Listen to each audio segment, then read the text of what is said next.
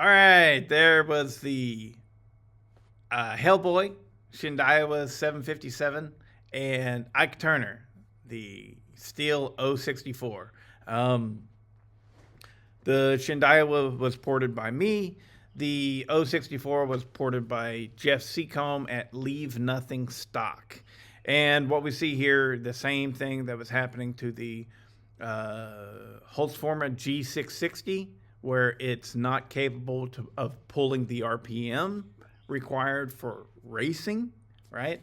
The same thing is happening to the 064.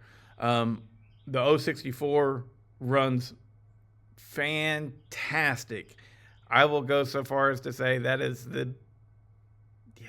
that's probably the best steel chainsaw that I've ever ran. I've ran faster ones, but that thing is an absolute great work saw.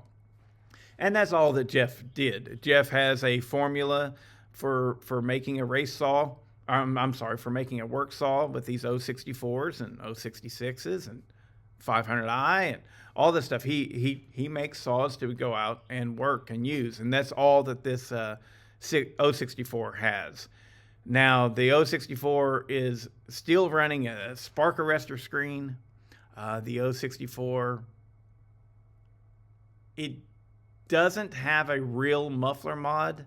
It has the better muffler for that saw. I think that's the way it goes. It might be a dual port because, you know, some of them had the port on the back side of the muffler and some of them had the port on the front side, and he has both ports. And so it is a nice, good flowing muffler. However, it is not as good as it could be. And Jeff likes to make that abundantly clear to me. He's like, just do a muffler mod on that damn thing. It'll be faster. And I get it. But at this point, the only races that I have went to that would allow this saw to compete in a class that it should kind of be in is Sawfest. But they have now changed the rules. Before, Sawfest was like 85cc, which the 064 meets those requirements. I can't remember if it's just slightly under 85 or just slightly above 85 cc's. I can't remember, but it fit in that category, and so I could have used it for Sawfest. However, it got beat by Bobby Boucher, and I used Bobby Boucher, which is my 281 XP. And now what we're left with is there's no more race classes. Like I offered to send it back to Jeff if he wanted to do more mods so that he can showcase how fast it can be, because it's his, you know, he ported that saw. But at this point now, they've changed it to an actual 5 cube limit, which is just under 82 cc's, I think, is what it needs to be. And so now it doesn't even fit that class. So would I worry about trying to make this 064 any faster than it currently is? No, because why? I don't care about the half a second faster that it could be anymore, because it's not getting raced. This is a work saw. But now, so that's the 064. Let's talk about the Shindaiwa 757. This is the third porting I have done on a Shindaiwa 757. And I will freely toot my own horn and say I have gotten damn good at that. The 757 runs extremely strong, and it's able to pull good RPMs. Now, whenever I originally ported this saw, I had a timing advance, and I got it to start with that timing advance once, but then I couldn't get it to start again. So I took the timing advance out of it. All right. Well, when shooting this video right here, I had a problem starting it because it flooded the chamber. And that tells me the same thing happened whenever it had a timing advance. Same thing. Couldn't get it to start. So that tells me that the timing advance may not be the problem. The problem may be that I've got my low jet too rich. And I have, with the Shindaiwas, they liked to put a little knob to control your throttle, right? Your idle, but you're controlling your actual throttle butterfly.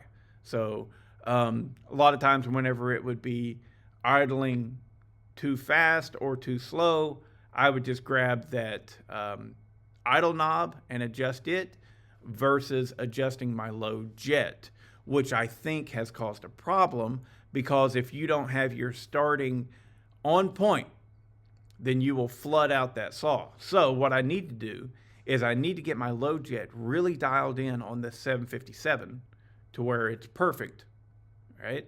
Not going to flood out the saw ever. And then go back and try and timing advance again.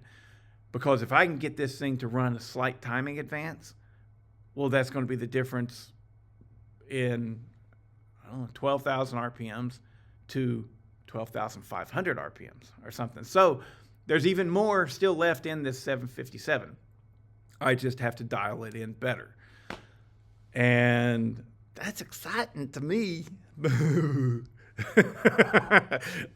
So, because I would like to run that in the 5 cube class, but in order to make that feasible, I've got to get it to outperform my 281 XP Bobby Boucher. And I think there's more speed in Bobby Boucher as well. And I think that I think I'm going to go back into Bobby Boucher and make a few little changes. I'll do it slowly, but and I'll do non-destructive methods to see if I can get it faster, because I don't want to ruin Pat's port work, and because the thing runs freaking stellar. It just needs to pull a little bit more RPM in order to be competitive racing it. And so anyways, the 757 runs fantastic. I won't lie. I know what the fastest chainsaw I have is. But I did a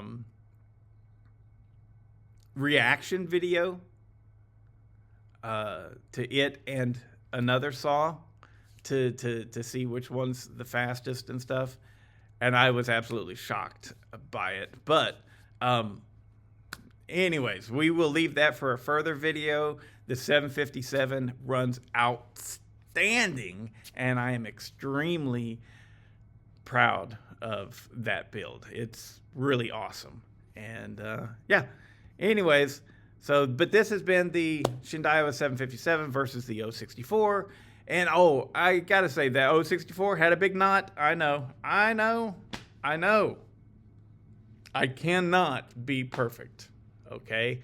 And I can only put out the best videos that I can, and that's it, I know the 064 hit a knot. That sucks, But anyways, there's the results. You've seen it, and I hope you enjoyed it. Later.